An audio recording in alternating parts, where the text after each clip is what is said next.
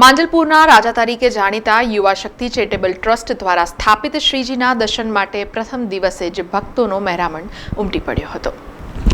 યુવા શક્તિ charitable trust જે માંજલપુરના રાજાના નામથી ઓળખાય છે અને આ ટ્રસ્ટ છેલ્લા 24 વર્ષથી શ્રી ગણેશની સ્થાપના કરતું આવ્યું છે, જ્યારે આજે પ્રથમ દિવસે જ મોટી સંખ્યામાં ભક્તો ભગવાન શ્રી ગણેશના દર્શનાર્થે જોવા મળ્યા હતા। ગણેશ ઉત્સવના 15 દિવસ પહેલા માંજલપુરના રાજાનું આગમન થતું હોય છે અને આગમન યાત્રામાં પણ વિશાળ સંખ્યામાં ભક્તો જોડાય છે। ત્યારે ગણેશ ઉત્સવના પ્રથમ દિવસે જ ભક્તોની વિશાળ મેદની ગણેશજીના દર્શન માટે ઉમટી પડી હતી। સાથે માંજલપુર વિધાનસભાના ધારાસભ્ય યોગેશ પટેલ અને પૂર્વ મેયર નિલેશ રાઠોડે માંજલપુરના રાજાની આરતી કરી હતી।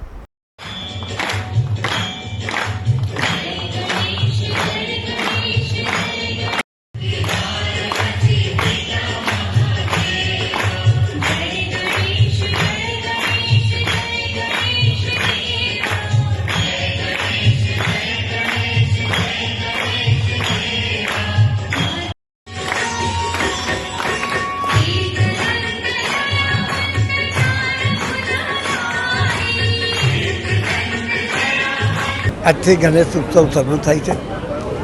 આ માંજલપુરના રાજા એક વડોદરાનું એક નજરાનું છે। અહીં દર વર્ષે વિવિધ જાતનું ડેકોરેશન કરવામાં આવે છે। હજારો લોકો દરરોજ દર્શન કરવા આવે છે।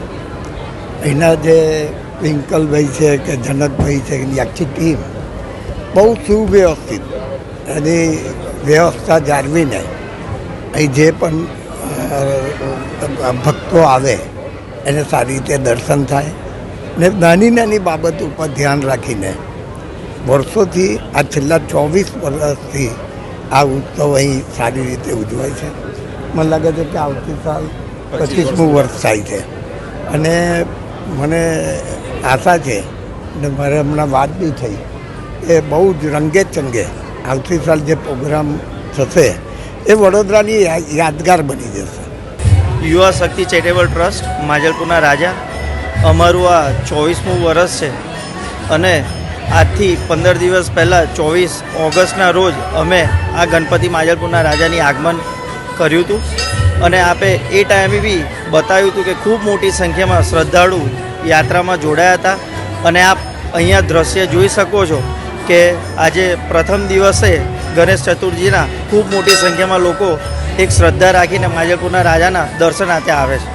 સમાચારોના સતત અપડેટ માટે TNN ન્યૂઝને YouTube પર સબસ્ક્રાઇબ કરી બેલ આઇકોન પ્રેસ કરો અને અમારી સાથે જોડાયેલા રહો Facebook, Instagram અને Twitter ઉપર।